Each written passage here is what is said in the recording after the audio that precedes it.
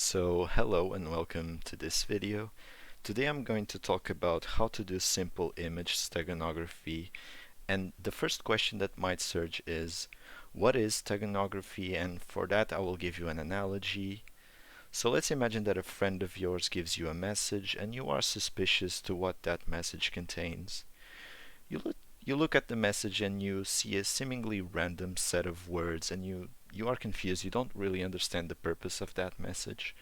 But what you didn't notice is that if you looked at the first letters of each one of those words, you could see a certain message being spelled out. And steganography is this, trying to hide a message within another message. These two messages could be, for example, an image file. They could be video files, sound files, text files, basically anything that can be seen as a message.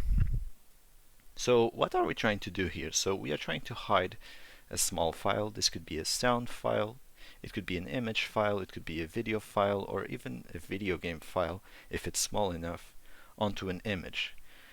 Because of the method that I'm trying to use here, we can only use non-lossily compressed images, for example PNG files and BMP files.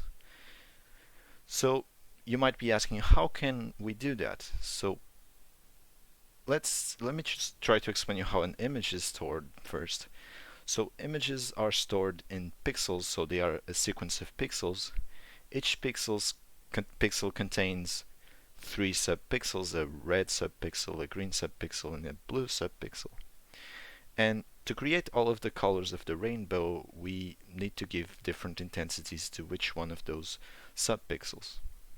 For example, the maximum intensity, which is 255, if we give that maximum intensity to all of those subpixels, we get the white color as we see here in the sun. If we give a small intensity to which one of those pixels, like we see in this color over here, we would get something like black, which is the color of this shadow over here. So basically you could create any color of the rainbow using this system of color intensity to each one of these subpixels. So a computer would store these intensities in a binary form. If you don't know what binary is, basically it's a numeric system where we use zeros and ones instead of decimals numbers as we use normally. And here's a representation of a binary color, for example. So I could be here explaining you how binary works and how you could convert from binary to decimal, but it would take a while and it could be a topic for another video.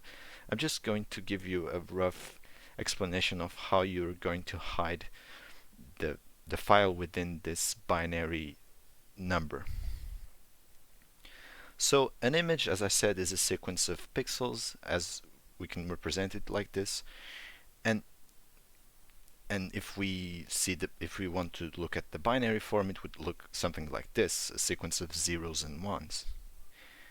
But how can we store the file with this configuration? What can we do? So let's imagine, I first want to explain you a certain concept. Let's imagine that we have a huge number and we change the last two numbers to something else. So the magnitude of the number has pretty much stayed the same. We don't see much of a difference in terms of magnitude. The same thing happens to binary numbers. If we change the last two binary digits, we basically have the same number in terms of magnitude. So we could do this same thing to the colors themselves. We could change the last two bits of each one of the color intensities to something different, and we would pretty much get the same color as we can see here.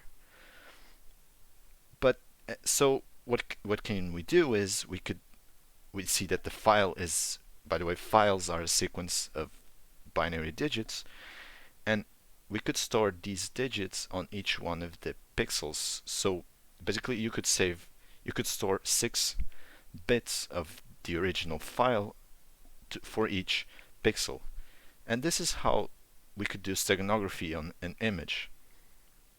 So you could also store the file in the last 4 digits instead of the last 2, and that would give you a higher storage capacity. But there's also the catch that you would have a more noticeable difference in terms of magnitude for each one of the color intensities, and thus you would have different colors at the end, and thus the image would look a bit more different when you do the file hiding process. So you could calculate the amount of bytes that you can store in an image by making the product of the image height with the image width and the amount of bits per pixel, and then divide all of that by 8. For example, if you have an image with the resolution of 1920 by 1080 with a number of bits per pixel of 6, you would have this amount of bytes available for storage, which would round up to about 1.5 megabytes. Now I'm going to show you a Python implementation and give you a demo with a certain file being hidden in a certain image. Hello again. So this is basically the code that does the file hiding process. So we have here 2 Python scripts. The first one, the stegano image put, basically hides the file on the image, and the second one tries to get the file back from the generated image. I'm not going to go over how these files work, so I pretty much implemented this, and I'm going to give you a link on the description which has the GitHub repository so that you can download these files.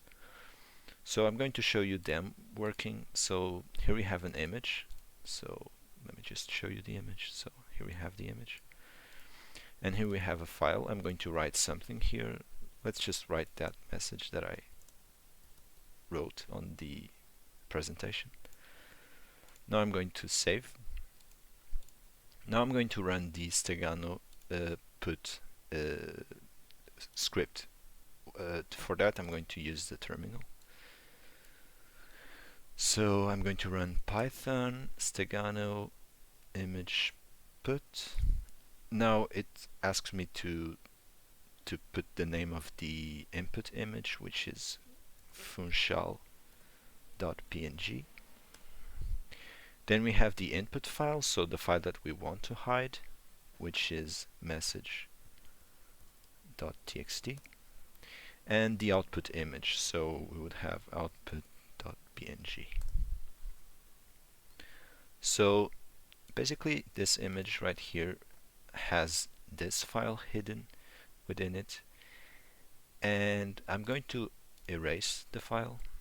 I'm going to delete the file, and now I'm going to try to recover that file from this image. So I'm going to run the stegano image get script, basically Python stegano get, so the input image, which is output.png,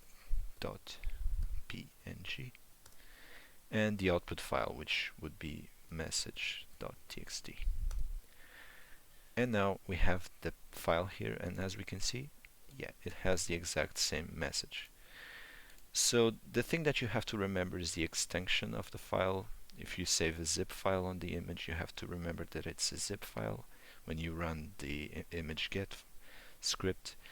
And yeah, as you can see, it's working. So thanks for watching this video. I hope you liked it. Please consider liking and subscribing to the channel, and I hope you have a great day. See ya!